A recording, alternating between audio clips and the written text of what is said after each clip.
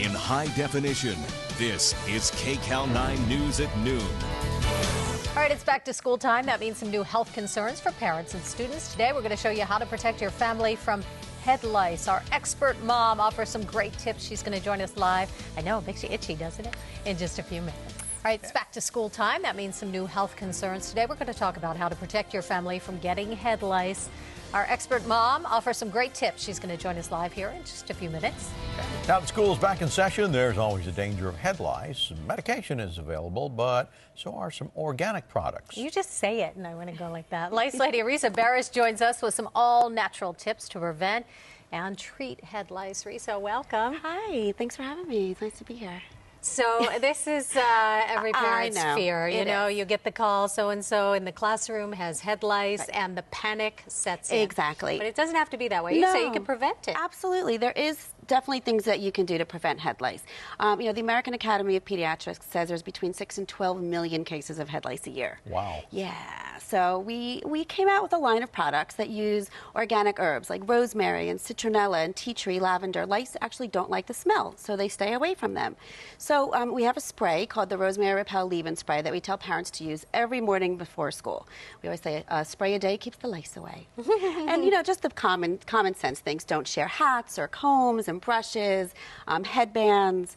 If your son or daughter is playing sports and they're going to wear a batting helmet, wipe it down, you know, with an alcohol cloth, and try not to share them as well.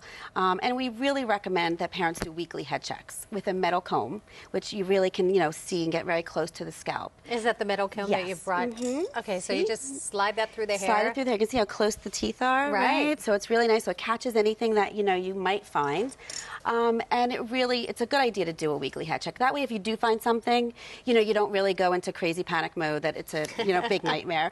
We always tell our moms, you know, if you do find head lice in your child, don't panic. They don't cause disease. They're really just a big nuisance. Oh, but they're yucky. Look at that. I know. They're very creepy. And lice don't seem to care about social status. Oh, no, not at personal all. hygiene. They could care less where you live and what you do for a living.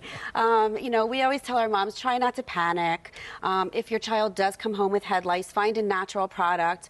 There's a whole new generation of products out there that use enzymes that dissolve the glue, they dissolve the bug without any chemicals, without any pesticides. So we tell them, you know, listen, sit your child down in front of the television, pour yourself a glass of wine, maybe two, and and go through your child's hair and use a natural product. They're definitely out there. I've actually heard that lice don't like clean hair. They like That's it. true. So I stopped washing my hair about That's 6 a good months idea. ago. Good. It looks fabulous, by the way. They do. You know, if you think about it, it's easy for a louse to attach to a clean hair shaft.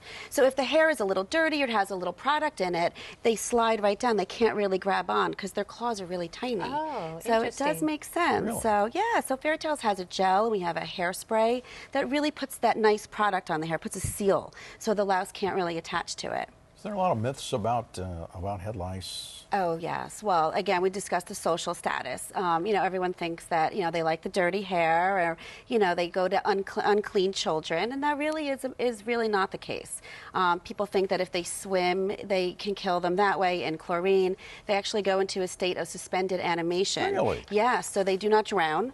They're very resistant. Wow, and they're so and small. Look how Look tiny. at that. Well, that's why we say a weekly head check. If you do a weekly head check, you will, that's the nymph stage, that's the baby stage. And you'll, baby lice. I know, sweet, aren't they? So if you find them at that stage, that's what it looks like on the scalp. So you really want to get in there and look and focus on the hot spots, the back of the neck, the top of the shoulders. Stop. Yeah, I know. I'm getting used to it. I am. You know, they don't call me the lice lady for nothing. It's pretty expensive too. I know there are special companies that come out and they'll delouse your whole house, right? Yes, they nitpick and they go through the hair, and it's thousands of dollars. Thousands. So you know, we really preach prevention. You can use these products, the organic products that will help prevent head lice. But if they're found, though, you can do that on your own, right? Absolutely. I mean, you go through all the bedding and so forth. Exactly. And you really only need to wash the bedding if you're seeing live bugs. If you're just seeing the nits, if you did catch it in that early phase, you don't need to, you know, to wash all the bedding, just when you see a live bug. A live bug can live off the head for 24 to 36 hours.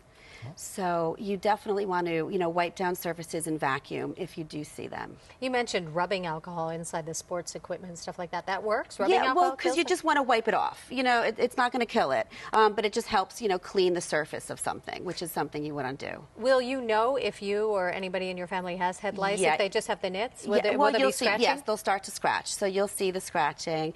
I know. I'm so sorry. And will you notice that immediately? I mean, within... No, unfortunately, a nit takes up to 2 weeks to hatch the egg. Oh. Yeah, so that's why we say do those weekly head checks, because if you do see them, you can catch it early before it gets to that next phase where, they're itching and they're all over the place. And it's pretty common. Yes, it is. Fairy Tales did a study, and we found that 85% of school nurses reported at least one outbreak a year. And that's a lot. And again, this is some kind of head-to-head, either head-to-head contact or a hat that somebody else wore or something like that. They don't fly, they don't jump, they crawl, they walk very slowly from head to head. That's how they That's quite transmit. a walk that for Yeah, them, it is. Yeah, it's a schlep. So just tell the kids, don't get your hair close to anyone else's, no sharing. Right. Little ones on mats, if they're in like a napping program at nap time. Jackets in a cubby, try to keep your things separate or put them in a bag. If there's an outbreak, don't pile up all the, hats and coats and scarves and gloves. Very good. All right. Lice Lady, thanks for being here, My Risa. pleasure. We Thanks appreciate for having it. me. For more information on Risa and how to prevent and treat head lice, just go to KCAL9.com. Click Seen on TV. We've got a link to Risa's website. We'll have lots more tips right there for you. Thank you so much. World's most expensive home.